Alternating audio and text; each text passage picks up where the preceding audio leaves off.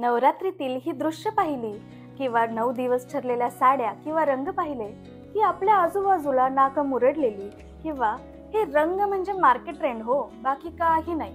आपला धंदा चालवण्यासाठी या बायकांना कुणी सहज मॅनिप्युलेट करू शकतं अशी तद्दन आणि ठरलेली वाक्य कळत न कळत सहज बोलली जातात. पण खरं सांगायचं तर प्रत्येक स्त्री तिच्या आयुष्यातल्या कोणत्या ना कोणत्या महिषासूर रूपी आव्हानासोबत लढतच असते. कुणासाठी ते रूप म्हणजे समाजाचा विरोध असतो, कुणासाठी पूर्वग्रह, कुणासाठी भीती, पण शेवटी विजय तिचाच होतो. याच महिला म्हटल्या गेलेल्या कल्पना चावलाला आकाशाला मर्यादा नाहीत हे माहीत होतं. पण तिच्या छोट्याशा गावात जेव्हा ती उड्डाणाचं स्वप्न बघत होती तेव्हा याच नाकं मुरडलेल्या समाजाने तिला मर्यादा आखल्या होत्या. मुलींसाठी अवकाश नाही हे तिला रोज ऐकावं लागत होतं. पण तिच्या डोळ्यात आकाश भरलेलं होतं. तिने उड्डाण घेतलं आणि जगाला दाखवलं की कुठल्याही महिलेसाठी अवकाशाचं द्वार बंद नाही. हे फक्त आकाशापुरतंच मर्यादित नाही, तर या धाडसाची साखळी पुढे जमिनीवरही गेली.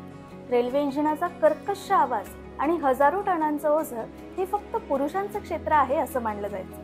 पण नुकत्याच निवृत्त झालेल्या सुरेखा यादव जेव्हा ड्रायव्हिंग सीटवर बसल्या तेव्हा फक्त ट्रेनच पुढे नाही गेली, तर समाजाची विचारधाराही पुढे गेली. प्रत्येक शिट्टीसोबत त्या या जगाला सांगत होत्या की हे काम कोणाच्याही खासगी मालकीचं नाही. जेव्हा ट्रेन धावत होती तेव्हाच कुठेतरी रॉकेट उडवण्याचं स्वप्न पिकत होतं. इस्रोमध्ये मंगला मणी पहिल्या महिला शास्त्रज्ञ बनल्या. इथेही बाई म्हणून शंका घेतली गेली. रॉकेट सायन्स आणि तेही बाई. पण याच बाईने बोलणाऱ्यांना दाखवलं रॉकेटचा मार्ग आकाशात असतो, समाजाच्या चौकटीत नाही. आकाश, जमीन, विज्ञान आणि जे आपल्या रोजच्या जीवनावर परिणाम करतं ते म्हणजे राजकारण. इथेही म्हणायचे की ही आपली पुरुष प्रधान संस्कृती. नेतृत्व म्हणजे पुरुषांचं शस्त्र.